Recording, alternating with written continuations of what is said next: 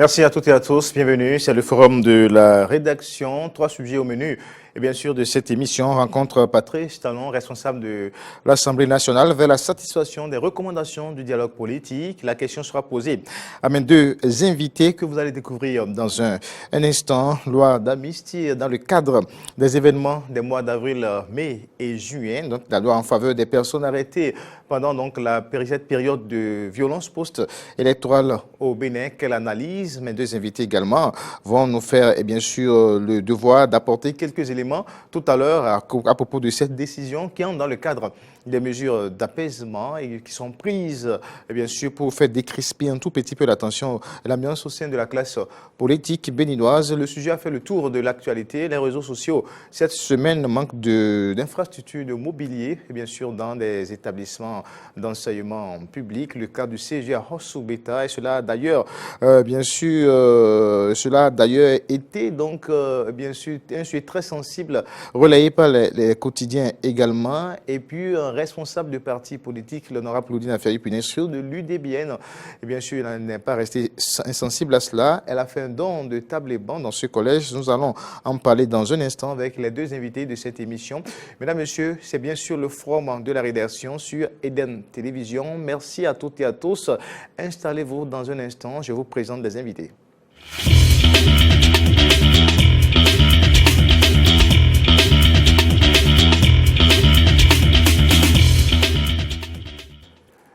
Le grand débat du décryptage de l'actualité entre confrères sur Eden Télévision et sur Diaspora FM également, la 102.3 FM. Pour aujourd'hui, nous sommes restés dans l'approche. Vous savez très bien qu'il y a bien sûr beaucoup de femmes dans notre métier au Bénin et puis les femmes qui excellent beaucoup. Il y en a beaucoup dans les rédactions, des responsables aussi parmi ces femmes-là dans nos rédactions. Aujourd'hui, nous sommes avec deux femmes. Une dame de la rédaction du groupe de presse Eden TV Diaspora FM que vous connaissez certainement. Et puis une autre dame du quotidien, le grand quotidien. Je commence par elle, Abéline Adalé. Vous êtes, bonsoir. Bonsoir, monsieur Condé. Vous êtes, bien sûr, chef d'édition du quotidien, le grand quotidien, voilà. C'est bien cela. Merci d'avoir accepté notre invitation. En face de vous, Ayat Foué, que vous connaissez très bien aussi, même si vous entendez sa voix souvent sur les reportages. Ayat Foué, bonsoir. Bonsoir Corneille Aïssé. Alors, je vais commencer par vous. Vous étiez au palais le jeudi dernier.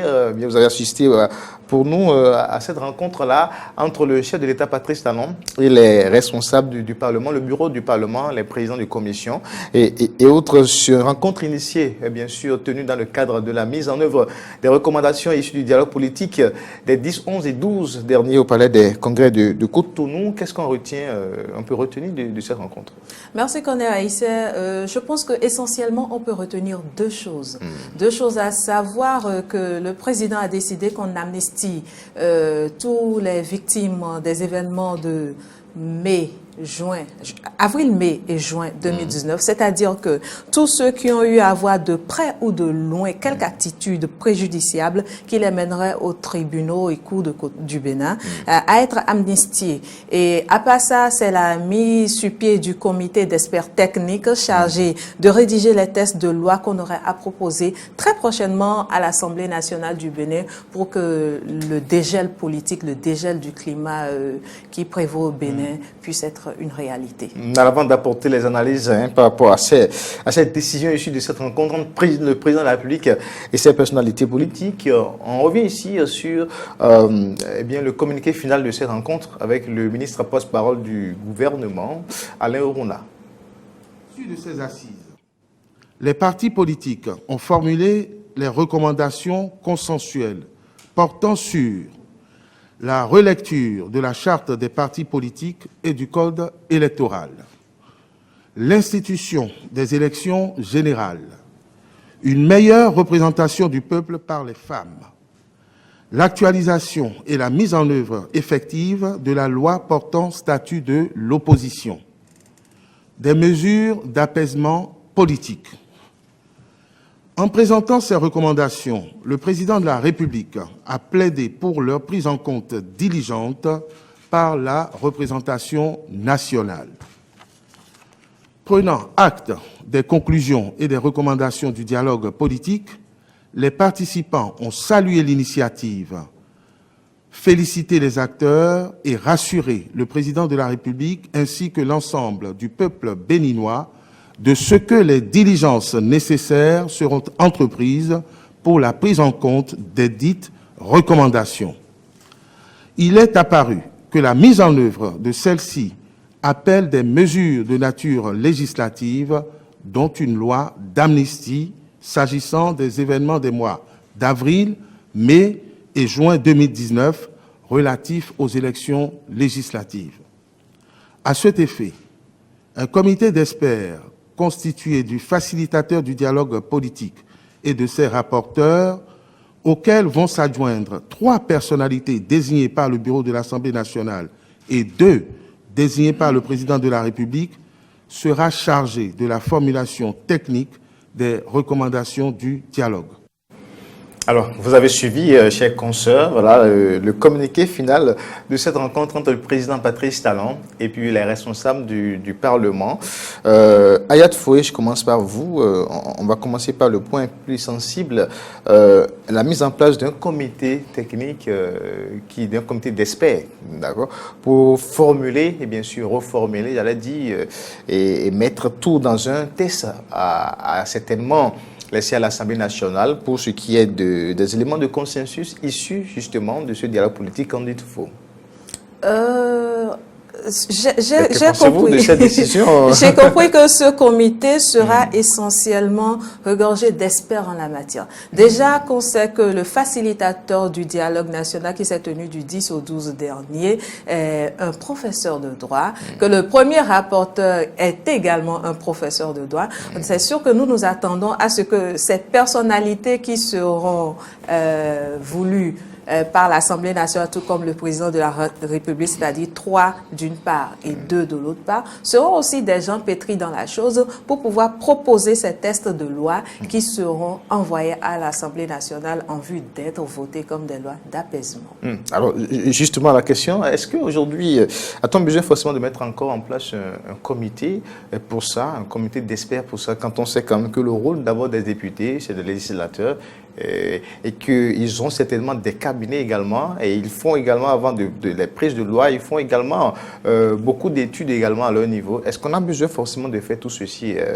Est-ce que ce n'est pas encore justement d'autres dépenses à l'État? A-t-on besoin vraiment d'un comité? Si on doit s'en tenir à la loi, rien qu'à la loi, on devra laisser main libre aux députés de retourner dans leur cabinet, de faire le travail qui incombe à leur responsabilité et d'arriver avec cette proposition de loi. Mais je pense que si le président a opté pour cette solution, c'est parce qu'il voudrait qu'on aille très vite.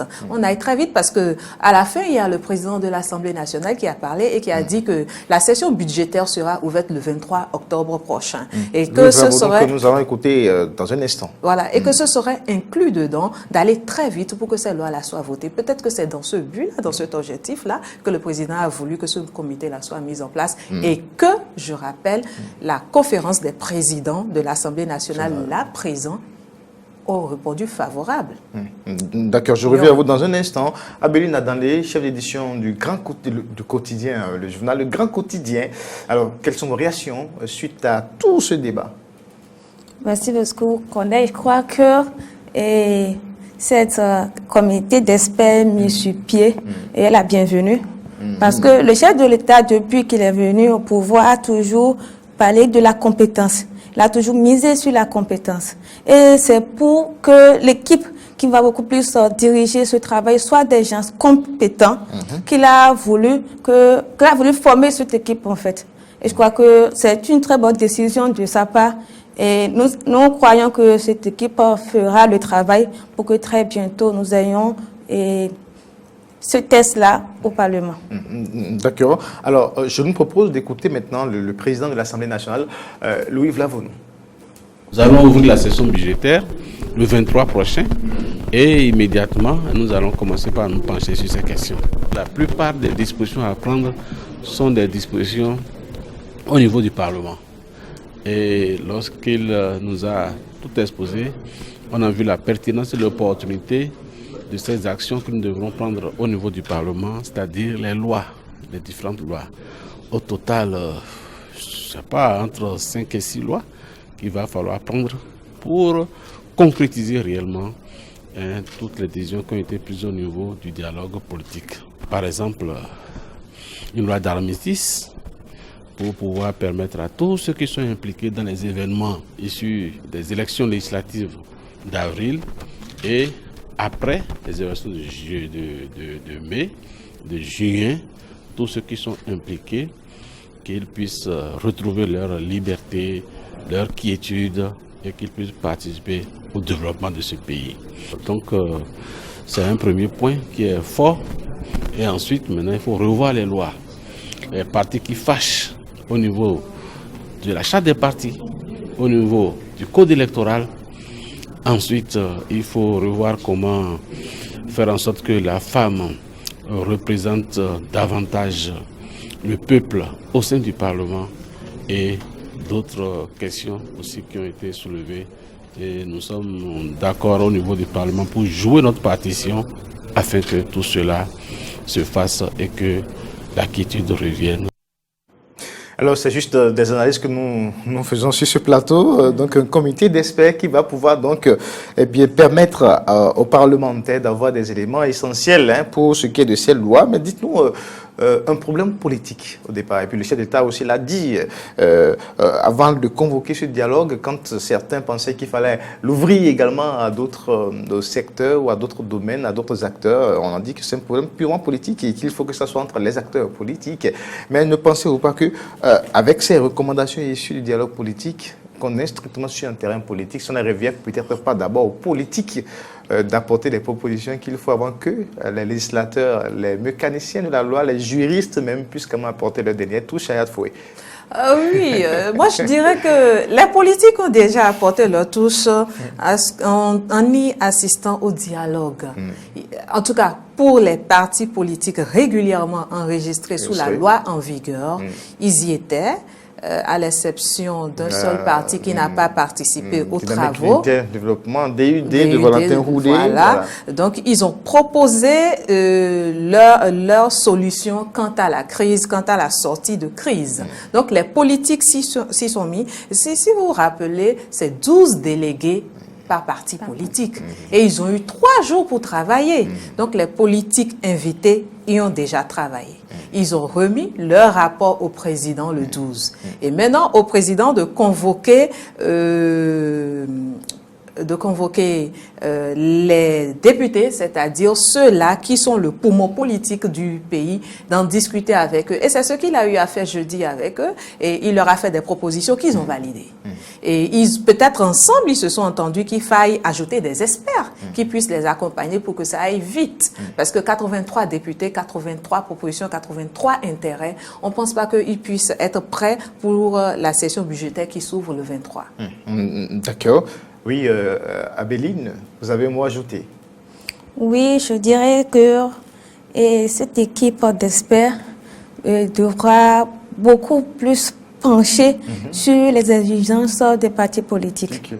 Parce que s'ils ont proposé, c'est parce qu'ils s'y tiennent. Il ne faudrait pas que de leur côté, à un moment donné, qu'ils déforment ou bien qu'ils cherchent à faire des tests qui ne répondent pas à l'aspiration de ces derniers.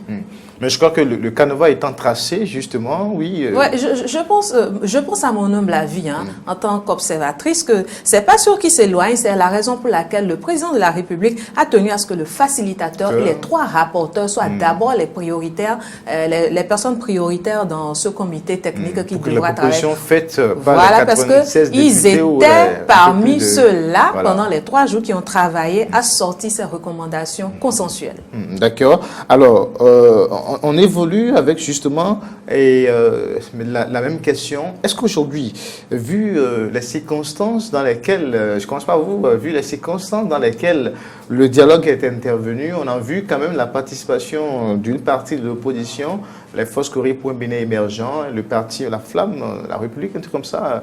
Alors le PFR également et d'autres partis d'opposition, d'autres personnalités d'opposition. Mais parallèlement à ces assises, on a vu les assises également de l'opposition, de l'autre classe de l'opposition, et qui ont certainement eu à faire également d'autres propositions.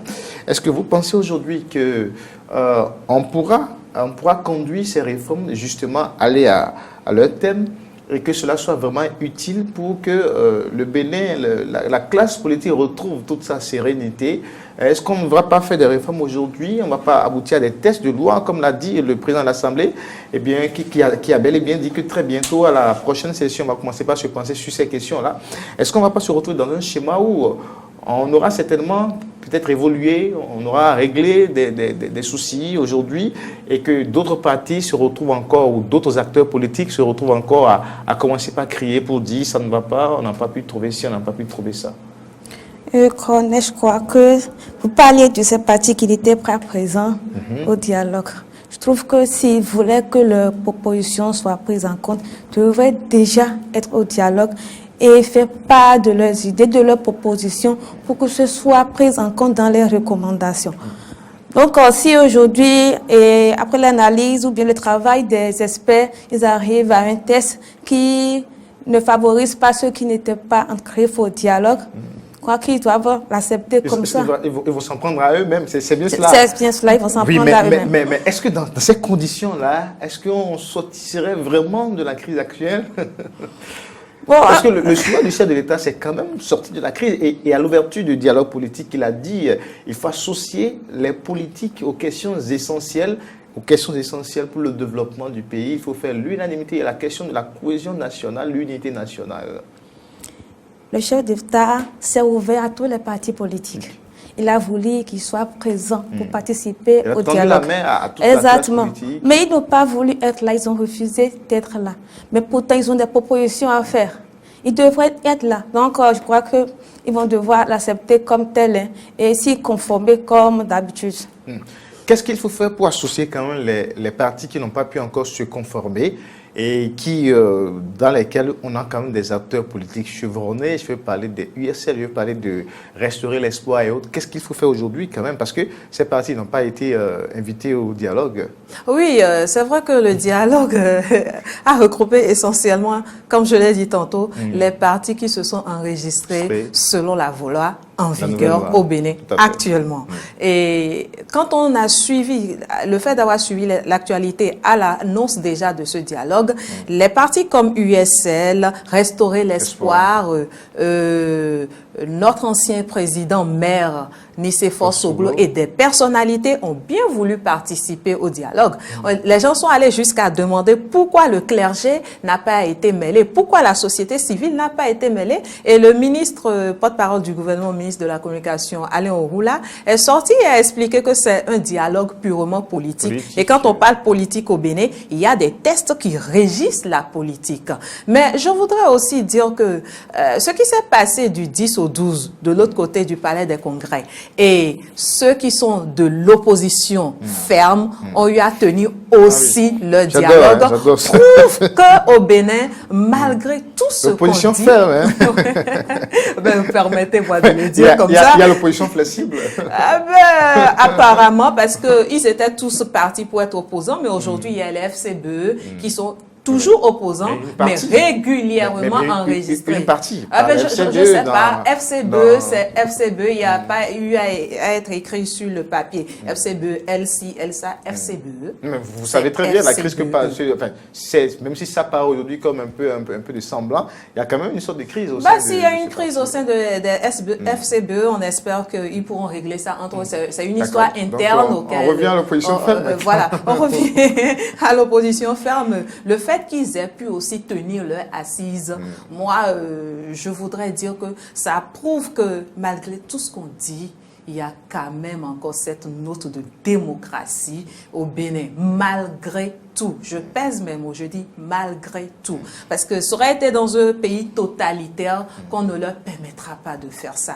Et non, dans un état de droit, quand des gens se mettent de côté et vont contre ce que vous êtes en train de faire, en même temps, dès qu'ils finissent, ils ont également des recommandations. J'espère que ces recommandations, ils ont été déposées ça là où ça se doit. Parce que normalement, quand vous finissez, que vous avez des recommandations, vous allez introduire ça à la présidence afin qu'on puisse remettre au président et qu'il sache que vous avez eu à faire vos assises. Vous aussi, vous avez demandé tel, tel et tel. Et maintenant, pour revenir aux recommandations pour revenir et dire comment trouver la formule pour que ceux-là aussi, leurs recommandations puissent, qu'on puisse en tenir compte. Je dirais que quelque part, le président Talon leur a tendu la main, en tout cas à toute la classe politique à plusieurs reprises, parce que c'est vrai que, comme on le dit, c'est une élection législative inclusive et non exclusive. Chacun y va avec son commentaire, mais de ce moment-là, exclusive, voilà. Mais de ce moment-là à la date du dialogue, je pense que le chef de l'État a laissé un temps raisonnable pour que chacun aille se faire enregistrer. Qu'est-ce qui n'a pas marché concernant ces partis politiques? Je ne saurais le dire. Il y a des conditions, il y a des exigences à certains niveaux. Vous savez, dans le cadre des FCB, par exemple, vous savez très bien. Oui, il y a eu des exigences. Et c'est des exigences que certains partis ont qualifiées d'irréalistes, par exemple. Quand on en demandait simplement, on a exigé simplement d'exclusion de certains qui ont quelques soucis avec la justice et autres. Il y a ça, il y a ces soucis-là que les partis ont. Oui, les FCB ont réussi quand même, bon gré, mal gré, à leur manière, à y arriver et à avoir et à être enregistré officiellement, c'est d'abord l'essentiel. Il faut continuer d'exister légalement pour pouvoir animer la vie politique. Donc la stratégie si est bonne, vous n'existez pas, vous trouvez que c'est une bonne stratégie? Je ne dis pas que ce soit une stratégie bonne. Je ne suis pas là pour qualifier leur stratégie, mais ce que moi je retiens, il faut exister légalement pour continuer à animer la vie politique. Parce que nous avons des tests. Aujourd'hui, d'accord, la grande majorité se retrouve dans l'opposition, mais c'est eux qui étaient à l'Assemblée nationale pour voter ces tests-là qui sont en vigueur aujourd'hui. Mais en minorité. La minorité. Une minorité que vous savez très bien en ce moment-là, puisqu'il y avait cette large majorité qui était vraiment écrasante. Oui, mais pour tous ceux qui étaient à l'Assemblée en son temps, comparé à ceux qui sont revenus aujourd'hui, il y en a combien? Il y en a combien sur les 83? Alors, Abélie, voilà, réaction, voilà. Est-ce qu'aujourd'hui, avec tout ce que démontre le chef de l'État, à commencer par lui, pour la mise en œuvre des recommandations de ce dialogue et tout, voilà, l'opposition, l'autre partie de l'opposition ferme, merci Ayat pour le mot, l'opposition ferme qui a eu à faire également des propositions. Est-ce que ce n'est peut-être pas le moment de voir ce qui est peut-être utile également dedans pour décrisper vraiment la crise et une fois pour le bien, en finir avec, voilà, est-ce que cela pourra vraiment nous permettre aujourd'hui de sortir de cette crise et que quand ces lois sont votées à l'Assemblée nationale, une fois pour de bon, la cohésion va être retrouvée au sein de la classe politique pour que certains ne se sentent plus écartés, qu'on appelait ça exclus de l'animation de la vie politique? Je vais rejoindre un peu ce que disait tout à l'heure madame, que ces partis politiques qui ont les opposants fermes, comme vous l'avez dit, qui ont tenu aussi leurs assises, doivent introduire leur rapport au chef de l'État. Tant est que s'ils tiennent à ce que ce soit pris en compte, ils peuvent le remettre au chef de l'État pour que ce soit mis dans les autres rapports. Aussi, on verra si les experts pourront en tenir compte lors de exactement dans ce qu'ils ont fait lors de l'élaboration des tests qui seront admis au Parlement. Très bien. Donc, si cela est fait, c'est possible qu'ils se retrouvent dans les tests qui seront adoptés au Parlement. D'accord. Il faut qu'on ajoute une nuance pour ce qui s'est passé hier jeudi au Palais de la Marina. Les experts, le comité d'experts mis sur pied est là pour travailler sur les 6 recommandations consensuelles. Des éléments consensuels. Dans le rapport final, on en parle d'éléments consensuels. Il y a eu des éléments consensuels. Des mesures d'apaisement. Voilà. Donc, c'est sur les 6 recommandements consensuels qui travaillent maintenant et pour le moment. D'accord. Alors, maintenant, on évolue avec surtout ces recommandations aussi. Maintenant, on va parler des mesures d'accompagnement, d'apaisement, justement. Autant pour moi, des mesures d'apaisement.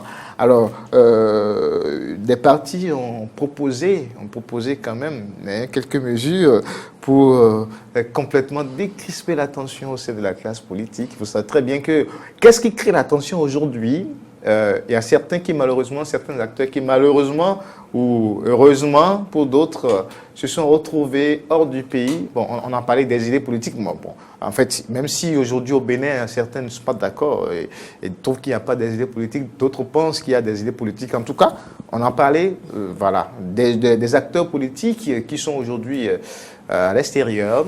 Je ne vais pas citer de nom ici, de toute façon. Donc, il n'y a qu'au sein de la classe, certaines voix souhaitent quand même qu'on puisse quand même ramener la paix pour que ces gens puissent quand même se revenir et exercer librement la politique au Bénin. Il y a beaucoup d'autres choses, des partis d'opposition d'antan, les FCBE et bien d'autres partis qui n'ont pas pu prendre part aux dernières élections, alors que d'autres élections s'annoncent. Qu'est-ce qu'il faut faire pour que tous les partis politiques, en tout cas, les partis qui existent, même si aujourd'hui on parle des partis qui existent légalement, puisque la nouvelle charte qui aujourd'hui pose problème, il faut le reconnaître. Alors, donc, il faut quand même que tout cela quand même se retrouve autour de la chose. Alors, au nombre de ces propositions, il y en a plusieurs. Il y a 18 points. Quand j'ai suivi le rapport, et bien sûr, à la cérémonie de culture, le rapport présenté par le professeur Victor Prudent Tokpanou, qui est eh bien, le rapporteur principal du dialogue politique national, du palais des congrès. Il y a eu donc quelques points, mais à la rencontre de ce jeudi, il y a une autre décision sortie quand même, la loi d'amnistie qui verrait donc la libération des personnes impliquées ou arrêtées dans le cadre des violences post-électorales d'avril, mai et juin. Voilà, donc pour le moment, c'est déjà une première mesure qui sera donc concrétisée par rapport à cela pour décrisper la tension. Il y a beaucoup d'autres choses. Vous en savez beaucoup parce que vous avez pris part également à ces dialogues, bien sûr, au palais des congrès. Et dites-nous, est-ce que c'est un début déjà ou il en faut davantage? Ouais, c'est un début déjà, parce que dans le cas des élections, au cours des mois d'avril, mai et juin, il y a eu tellement de dégâts et de problèmes autour. Par exemple, l'incivisme qu'il y a eu à Kadjeon, où ils ont été brûlés des sociétés et tout ça, c'est de l'incivisme et la loi frappe cela fermement. Il faudrait pas qu'on y mette le volet politique et qu'on dise qu'il faut pas réprimer. De la politique, il faut faire la pagaille. C'est en quelque sorte ça ce qu'on a l'habitude de voir sur les autres chaînes de télévision. On nous montre à l'international, ça se fait ci, ça se fait ça. Le Béninois aussi a voulu le faire, mais quelque part, c'est de l'incivisme. Ils sont partis de la politique pour arriver à l'incivisme. Ben, tout cela a été attrapé par la loi. D'autres ont été mis en prison. D'autres ont quitté le pays. D'autres, par contre, sont en attente d'être jugés. Et cette loi d'amnistie que le président propose au Parlement de voter, c'est de permettre à tous ceux-là d'être graciés, de rentrer chez eux. Donc, c'est spécifiquement concernant le cas des élections législatives, c'est-à-dire, comme ils l'ont expliqué, avril, mai et juin. Les événements de Sabalou, les événements de Tchaou, de Kilibor. En tout cas, tout ce qui concerne l'étendue du territoire national. D'accord. Oui, Béline, un mot, vous voulez ajouter un mot, c'est ça? Oui, je trouve que c'est quelque chose qui va beaucoup plus apaiser déjà la tension. Parce que beaucoup ne sont pas d'accord, tous ces partis politiques de l'opposition ne sont pas d'accord de voir ces gens qui ont manifesté en prison. Et dans tous les communiqués qui passent, ils demandent à ce que ces personnes soient relâchées. Et ce geste déjà va apaiser la tension d'un côté, en attendant le dégel dans les jours à venir. D'accord. Maintenant, dans ce volet, c'est vrai qu'au niveau, certainement, le chef d'État ira beaucoup plus loin. Certainement, je le dis certainement, parce que il y a quand même des gens qui sont décédés et qui ont laissé des progénitures. Qu'est-ce que va être le sort de ces gens-là? Et puis, ceux qui aujourd'hui sont également en exil. Oui, ceux qui sont en exil aujourd'hui, parmi eux, il y en a qui ont choisi de devenir des exilés, donc ils s'autoproclament exilés, alors qu'on a besoin d'eux ici pour répondre d'actes commis entre temps sous l'ancien régime. C'est deux terrains différents. Il y a la politique et puis il y a aussi la justice. Oui, il faut pas tout mélanger. Il faut pas tout mélanger sous le couvert de la politique. Et puis, comme ça a été dit, spécifier le dialogue passé un dialogue politique. Si nous ressentons dans le pays qu'on a besoin d'un dialogue, d'une conférence nationale, qu'on le fasse savoir au président. Parce que tous ceux qui étaient mécontents face à ce dialogue qui a été organisé la dernière fois, en suivant l'actualité, j'ai compris ils veulent une conférence des forces vives de notre époque. Parce que de 1990 à nos jours, les tests ont fait le chemin. Mais presque 30 ans après, avec l'évolution politique et tout, je pense qu'il faille des assises pour revoir la base sur laquelle on voudrait conduire notre pays. Donc, du coup, je pense que les gens veulent une conférence nationale. La dernière fois, c'était un dialogue politique. Donc, on en appelle au président de la République qu'on lui dise qu'on veut une assise nationale, qui comprennent que c'est autour de cette assise-là qu'on trouvera les solutions et qu'on arrivera à unir les filles et les fils de notre pays. Donc, le cas de ces personnalités, pour vous, c'est que c'est la justice. Non, je ne dirais pas que c'est la justice. J'ai bien nuancé tout à l'heure qu'il y en a qui sont partis et qui se sont autoproclamés exilés politiques. Il ne suffit pas de s'auto-proclamer exilé politique. Alors, je vous ramène la question autrement. Nous savons que ce sont des acteurs politiques et qui ont des ambitions politiques. Nous en avons entendu quelqu'un même qui a dit entre-temps que lui, son soleil est en train de se lever. Vous voyez, vous savez de qui je parle. Suis votre regard. Alors, justement, mais voilà qu'en exil, ils peuvent plus quand même... je dis, étant hors du pays, si je ne vais pas utiliser ce mot-là, exilé politique, étant hors du pays aujourd'hui, parce qu'il y a des soucis avec la justice, on les invite alors à venir régler les problèmes avec la justice, c'est bien cela. Oui, il y en a à qui on demande de rendre compte quant à leur gestion. Il y en a qui sont restés. Il y en a qui sont même allés en prison. Il y en a qui sont pas inquiétés, qui sont là. Mais il y en a aussi une grande majorité qui est partie. Bon, trouver les voies et moyens, la solution pour arriver à fédérer les efforts de tout. Politique, même si difficilement. Le rapporteur principal a-tu prononcé ce mot-là? Vous étiez à cette rencontre-là, vous étiez dans la salle, vous avez entendu cela, même si difficilement il a pu parler de prisonniers politiques. Oui. Alors, c'est quand même, ce sont des aspects, Abéline, ce sont quand même des aspects importants. Ce sont des éléments importants à prendre en compte justement, parce qu'on a encore l'impression qu'il y a quand même une nouvelle classe politique qui est en train de se fonder autour du président de la République et qu'il y a une partie des acteurs bien connus qui ont apporté beaucoup aussi au développement de ce pays-là et qui aujourd'hui se retrouvent carrément à l'écart. Est-ce que ce n'est peut-être pas ça aussi ce qu'il faut? Il faut ramener la paix vraiment au sein de cette classe-là. Est-ce qu'on ne peut pas compter sur le pouvoir discrétionnel du chef de l'État, puisque c'est le père de toute la maison, à pouvoir quand même donner le nécessaire pour qu'on puisse retrouver la paix au sein de ces... Même si ces gens-là doivent pouvoir continuer par répondre devant la justice, parce que après tout, si vous avez des dossiers sales, vous devez pouvoir les régler et vous mettre quand même clean, Abéline. Avant de pouvoir encore, je crois que ces personnes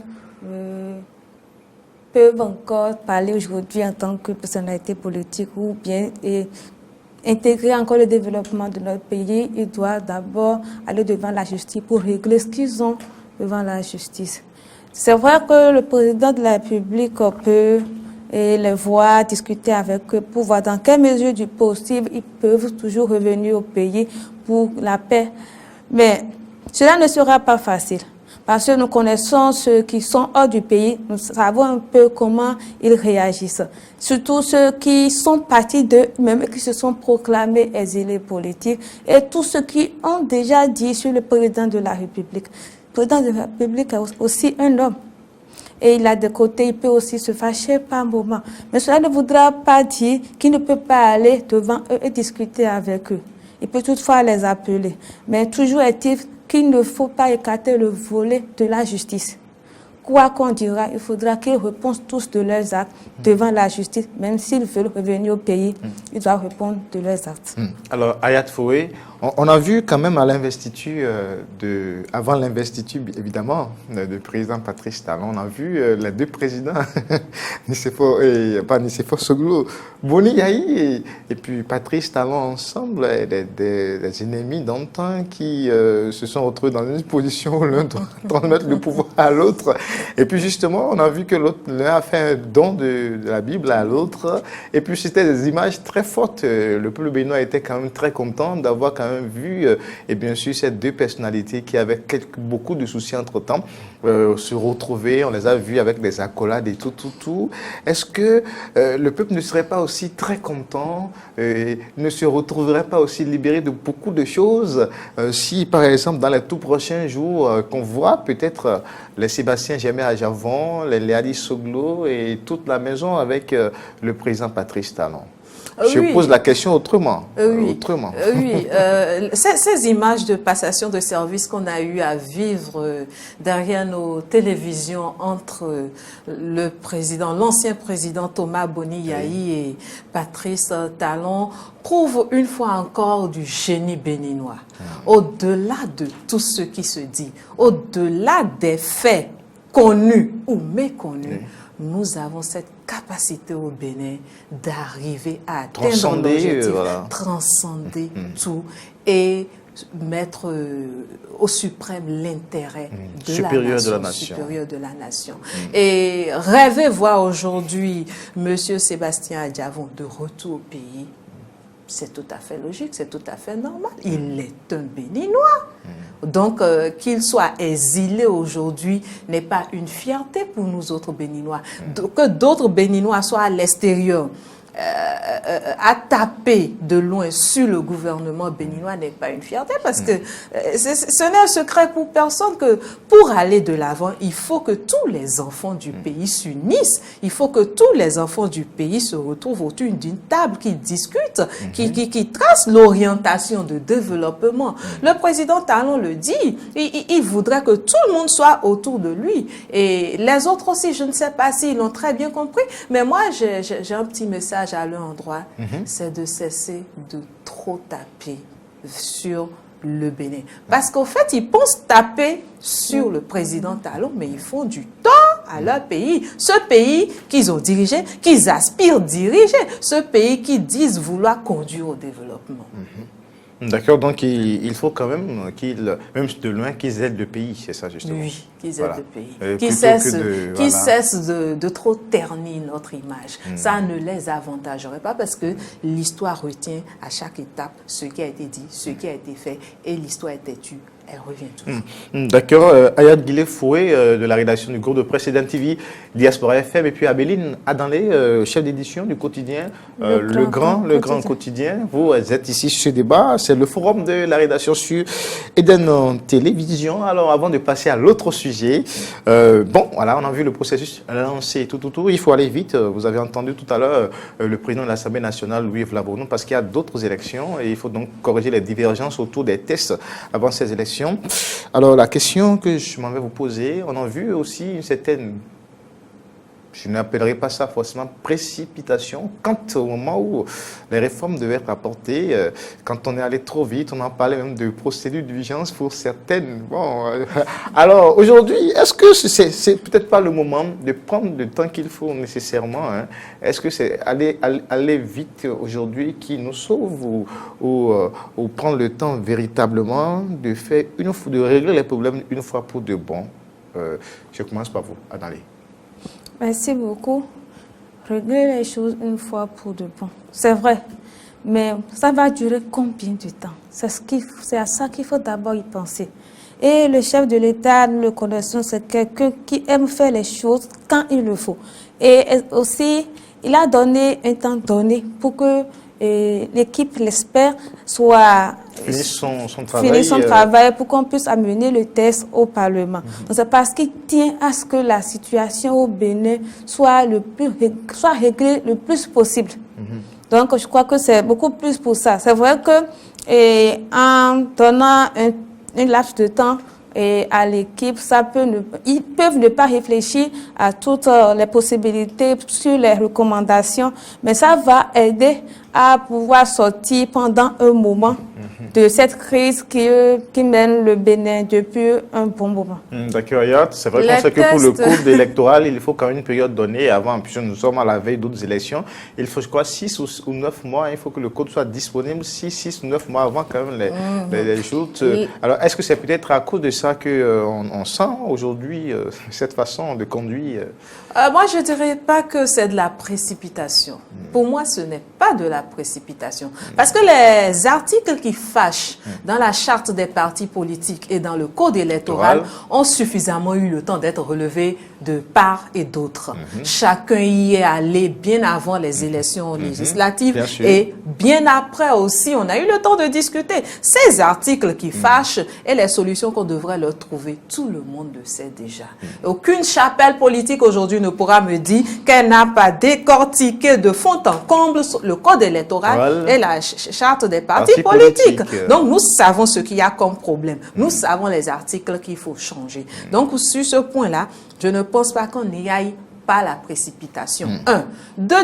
Maintenant, avant une élection législative ou une quelconque élection, nous devons avoir les tests 6 mois avant la tenue de ces élections parce que nous sommes dans un environnement où nous avons signé des accords dans l'espace CEDEAO, UEMOA et il faut tout au moins 6 mois. Le président de la République l'a même relevé jeudi lors de son allocution à l'endroit des présidents des différents groupes parlementaires. Donc, il les a invités. C'est la raison pour laquelle régler ce problème-là fera partie des points de la session budgétaire qui s'ouvrira le 23. Donc, on veut y aller vite parce qu'on connaît déjà le problème. On sait déjà les solutions qu'il faut apporter. Le diagnostic est bien fait. Et puis les solutions proposées. Oui, c'est la raison pour laquelle, au sortir, à la clôture du dialogue politique, il a été bien dit qu'il y a eu 6 points, 6 recommandations consensuelles. D'accord. Alors, merci. Merci à vous, Ayat Guillet-Foué, pour toutes ces explications. Merci également à vous, à Béline Adanlé, pour vos analyses. On aborde maintenant le dernier sujet, la dernière ligne droite bien sûr, de cette émission. Et puis, on quitte le terrain politique, même si c'est plus ou moins, parce qu'on parlera encore politique. Et bien sûr, manque d'infrastructures et d'immobilier, de mobilier, j'allais dire, dans les établissements publics. Le cas du CEG à Hosso-Beta, ça c'est dans la commune d'Abomey-Calavi. On a vu un peu au cours de la semaine des images des apprenants qui étaient assis sur des briques et qui prennent les cours. Un responsable de parti politique n'est pas resté insensible à cela. Elle a aussitôt réagi en faisant donc des dons de tables et bancs à ces apprenants, à cet établissement. Et justement, je propose à la réalisation de nous permettre de revivre cette cérémonie de remise de ces tables et bancs, bien sûr, avant de poursuivre cette émission. 200 tables bancs pour mettre fin au calvaire des apprenants du CEG à Hosso-Beta à Toba dans la commune d'Abomey-Calavi. Ce geste est l'initiative de l'honorable Claudine Afiavi-Prudencio qui a répondu favorablement aux cris de cœur des apprenants et du corps enseignant. Le directeur Samuel Dossou nous présente la situation de ce collège créé en 2012. À date d'aujourd'hui, il compte déjà près de 2000 apprenants. Avec 27 groupes pédagogiques l'année dernière à ma prise de service, il compte cette année 40 groupes pédagogiques. Ce qui nous a conduit dans les difficultés avec le calvaire que vivent les apprenants où il faut transporter les tables bancs du nord au sud et de l'est à l'ouest, ce qui ne garantit pas la sécurité des apprenants et des mobiliers également. L'honorable Claudine Afiavi-Prudencio, informée par une délégation du collège, avait promis apporter une solution. Et voici, en moins d'1 mois, son geste. Les 200 tables bancs sont fournis. Apprenants et parents d'élèves contents lui ont exprimé leur gratitude. Votre arrivée cet après-midi, les bras lourdement chargés de mobilier en quantité et en qualité, donne un ouf de soulagement à tous les usagers du collège, en particulier les élèves. C'est déjà la preuve qu'à partir de demain, jeudi 17 octobre 2019, les apprenants du CEG à Rossougbeta n'auront plus à soulever des tables et bancs et les traîner de salle en salle. Ce calvaire est fini pour toujours. Madame même ne s'est pas rendue compte de ce qu'elle a fait ce soir, puisqu'elle a fait asseoir 400 enfants, les 20% pratiquement de notre population en termes d'élèves. Donc pour ça, au nom de tous les parents d'élèves d'Akossoubeta, je voudrais dire merci sincère, un merci sincère à madame et toute son équipe. Pour la donatrice du jour, ce n'est nullement pour faire de la politique, mais pour concrétiser son soutien au programme d'action du gouvernement. Elle prend l'engagement de revenir pour d'autres dons. Je ne suis pas venue faire la politique ici aujourd'hui.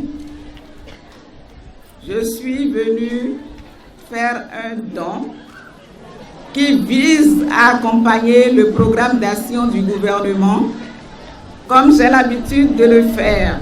Je reviendrai dans ce CEG pour voir dans quelle mesure je pourrai encore accompagner le CEG. Le représentant du ministre de l'enseignement secondaire a témoigné toute sa gratitude à l'honorable Claudine Afiavi-Prudencio. Ce geste est une preuve évidente de son soutien au chef de l'État Patrice Talon, a-t-il précisé.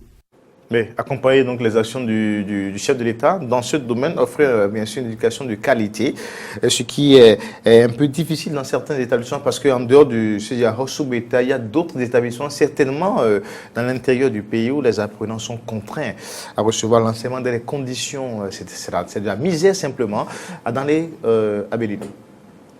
Quand j'ai eu l'information, je me suis demandé comment est-ce possible qu'à notre époque, qu'il existe encore des CEG où les élèves vivent ce calvaire. Moi, j'appelle ça calvaire parce qu'on ne peut pas quitter chez soi, venir à l'école, chercher des briques et s'asseoir. C'est véritablement un calvaire. Je ne trouve pas aussi bien que les élèves puissent mettre les cahiers en main pour pouvoir prendre des notes. C'est dommage. Dommage et pire encore, c'est à Calavi, juste à côté de Cotonou ici. Et certainement, dans plusieurs villages au Bénin, il y a de ces collèges et écoles où les élèves vivent et ce calvaire pour pouvoir étudier. Alors que nous parlons de la gratuité de l'éducation et il faut que les élèves viennent encore à l'école pour rester assis peut-être par terre pour pouvoir suivre leurs cours. Vraiment, j'appelle les autorités de l'éducation à jeter un regard sur ces écoles-là. Véritablement, il le faut.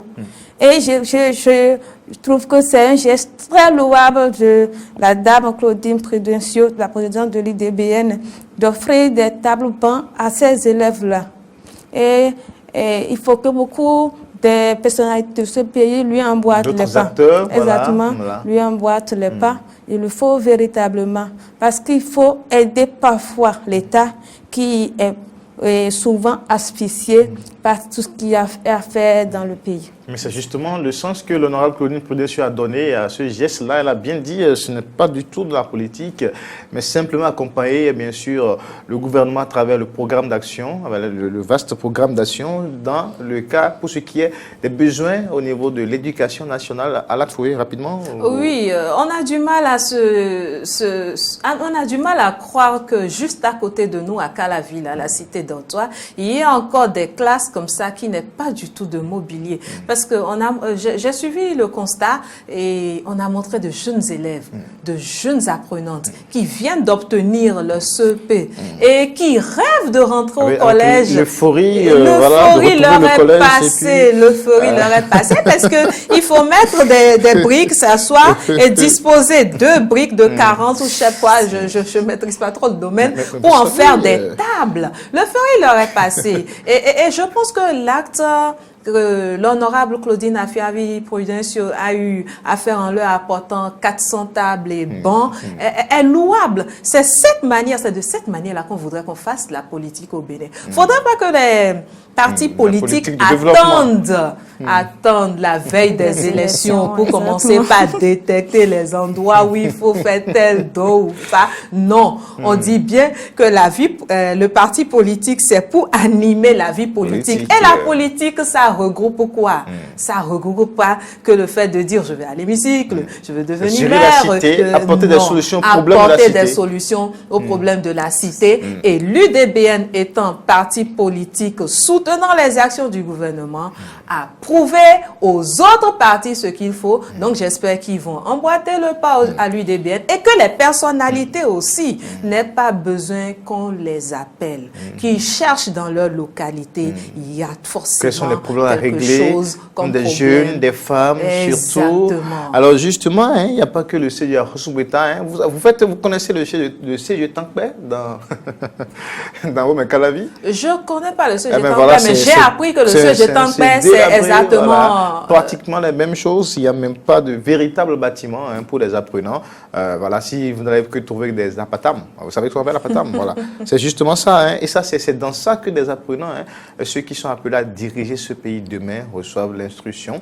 Et nous rappelons une fois encore quand même à l'attention des responsables au niveau des ministères, ceux qui sont impliqués dans la politique et bien sûr publique, pour aider quand même ces collèges-là et les autres acteurs politiques également à boiter le pas à l'honorable Claudine Afiali Prudential dans cette œuvre-là de développement. Merci en tout cas à vous, Ayat Foué. Vous savez, à l'université même, on a vécu cela. Je ne sais pas si vous avez vécu ça. Moi, j'ai vécu ça. Je prenais des briques, je m'y puis- asseyais. Et les jours, je ne trouvais pas de briques. Je m'asseyais à même le sol pour suivre mon cours. La première fois quand je suis allé au cours à la fac et j'ai vu tout ce monde-là, j'étais au dehors, à 20 mètres de l'amphi, il y avait tellement du monde et j'étais tellement découragé.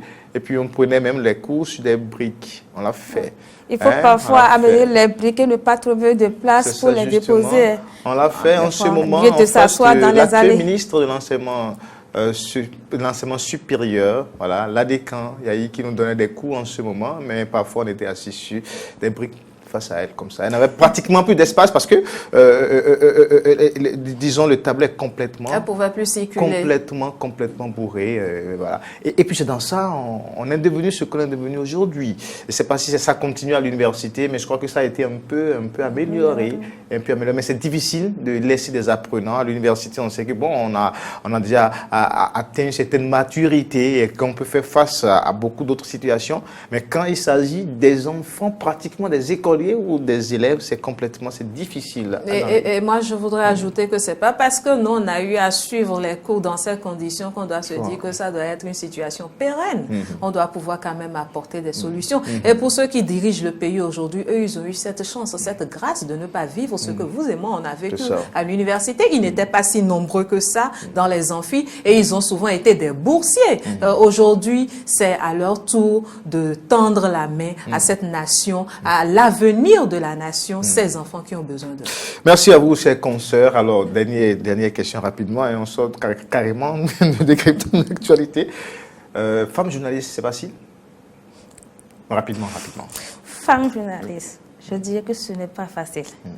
Ce n'est pas facile en ce sens que, surtout nous qui sommes de la presse écrite, où il faut passer pour être au boulot jusqu'à 23h, voire 2h avant de rentrer à la maison. Ce n'est pas facile. Mais quand c'est la passion, quand c'est ce dont on a envie de faire, on fait avec et on essaie de régler le reste à la maison. C'est pas facile quand vous êtes déjà un homme et que votre épouse doit vous attendre tout le temps et ne vous voit jamais disponible à la maison et que quand c'est une femme, vous devez boucler à 23h. Ça, c'est encore d'autres sujets d'investigation. Oui, femme journaliste, c'est pas facile. C'est un peu comme pour tous les autres corps de métier, des femmes qui décident d'être mécaniciennes et tout.